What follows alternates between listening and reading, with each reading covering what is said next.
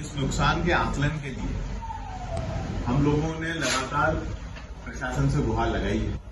4 सितंबर से लेके 16 सितंबर तक इंडियन नेशनल कांग्रेस की समस्त इकाइयों ने, ब्लॉक इकाइयों ने हर तहसील में अपना ज्ञापन दिया इस बात के लिए कि पीला मोजेक रोग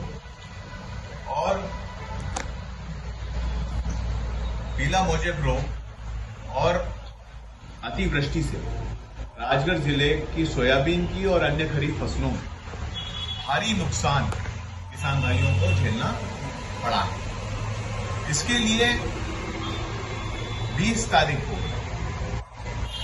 कांग्रेस पार्टी ने किसान न्याय यात्रा के नाम से हमने एक कार्यक्रम भी आयोजित किया था, जिसमें प्रदेश अध्यक्ष जी, नेता प्रतिपक्ष जी और कांग्रेस पार्टी के वरिष्ठ विधायक मौजूद थे। उनकी मौजूदगी में और उससे पूर्व जो हम जब तहसीलों में ज्ञापन देने गए, हमें आश्वासन मिला था प्रशासन की ओर से कि पीला मोजेक रोग और अतिवृष्टि से जो भी फसलों को नुकसान हुआ है, खरीफ फसल को, हमारे राजगढ़ जिले के समस्त तहसीलों के किसान भाइयों, उनको उचित मुआवजा सर्वे उपरांत दिलाया जाएगा। हमने ये भी मांग रखी थी कि सर्वे का सिर्फ आदेश ऊपरी आदेश नहीं हो, सर्वे के आदेश में कृषि विकास अधिकारी उस ग्राम पंचायत के पटवारी और ग्राम पंचायत के सचिव को शामिल किया जाए। उसमें भी प्रशासन ने वो आदेश भी जारी किया। हमें पूरा भरोसा था कि राजगढ़ जिले के लिए, सरकार के किसानों के लिए, सरकार के मन में, उनके हृदय में कोई स्थान है और हमें ऐसा लगता था कि शायद राजगढ़ जिले के किसानों को न्याय मिलेगा। परंतु वो बात फिर वापस 3 तारीख को खोखली साबित हुई, जब प्रदेश के मुख्यमंत्री जी ने 17 जिलों में मुआवजा डाला, परंतु राजगढ़ जिला उसका हिस्सा नहीं था।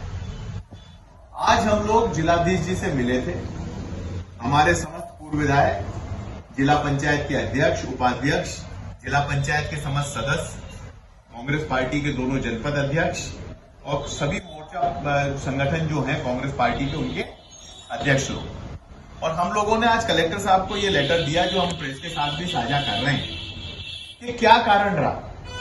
वो रिपोर्ट, सर्वे रिपोर्ट हमारे साथ शेयर की जाए कि क्या कारण रहा, किस कारण से सरकार ने राजगढ़ जिले को छोड़ा। अब ये तो बात सही है कि छोड़ दिया। भारतीय जनता पार्टी के जितने भी जनप्रतिनिधि हैं, उनने व्हाट्सएप पे और अपने फेसबुक और सोशल मीडिया अकाउंट्स पर सरकार को संबोधित और कलेक्टर को संबोधित चिट्ठियां डाली थी। हमें लग रहा था कि भाजपा के लोग भी मांग कर रहे हैं, कांग्रेस पार्टी के लोग भी मांग कर रहे हैं, किसान भाई भी मांग कर रहे हैं, तो सरकार जरूर हमारी बात सुनेगी। पर आज हमें बड़ी निराशा हुई कि इन सब के कहने के बावजूद भी कोई असर सरकार के कानों पे नहीं पड़ा, राजगढ़ जिले को छोड़ दिया गया। आज जिलाधीश जी से हमने ये रिपोर्ट साझा करने की मांग की, तो जिलाधीश जी ने हमें बोला है कि शायद वो रिपोर्ट 1-2 दिन में तैयार हो रही है, फाइनल हो रही है, उसको भेजने के बाद हमारे साथ शेयर करेंगे। पर मोटे तौर पर राजगढ़ जिले में पीला मोजेक रोग सरकार मानने के लिए तैयार नहीं है।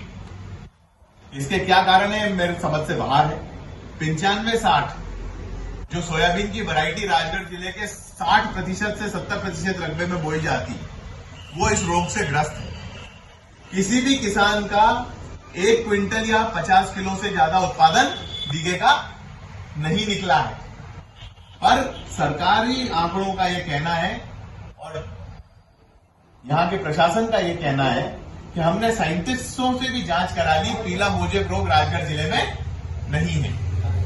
तो ये तो किसान भाइयों के साथ अन्याय होगा, ऐसा हमारा मानना है। साथ साथ ये क्या रिपोर्ट हमें देते हैं और क्या रिपोर्ट सरकार के साथ साझा करते हैं, वो भी सामने 2-4 दिन में आ जाएगा। जिलाधीश जी ने जरूर ये कहा, कलेक्टर साहब ने, कि हम रिपोर्ट भेज रहे हैं और मुआवजा अवश्य मिलेगा। हमने इस बात को भी पूछा उनसे कि हम क्या आश्वस्त रहें आपकी बात के ऊपर कि राजगढ़ जिले के किसानों को आश्वस्त करें। उनका कहना है हाँ करिए, परंतु मुझे उसमें कम उम्मीद लग रही है कि जिस प्रकार से राजगढ़ जिलों को पहली खेप में छोड़ा गया, वो सरकार की मंशा राजगढ़ के प्रति स्पष्ट करता है। साथ साथ ही इतना एफर्ट इंडियन नेशनल कांग्रेस ने किया कि प्रत्येक तहसील के किसानों की गुहार सरकार तक पहुंचाई। 5 से 16 तारीख के बीच में हर तहसील में हमने ज्ञापन दिया। 20 तारीख को किसान न्याय यात्रा निकली। हमारे शीर्ष नेताओं के बीच हमने ज्ञापन दिया। ज्ञापन के बाद भी हमें आश्वासन मिला था, पर अब ये समझ में आता है कि सरकार राजगढ़ जिले के किसानों के साथ न्याय नहीं करना चाहती और पीला मोजेब तो उनने मानने से ही इनकार कर दिया।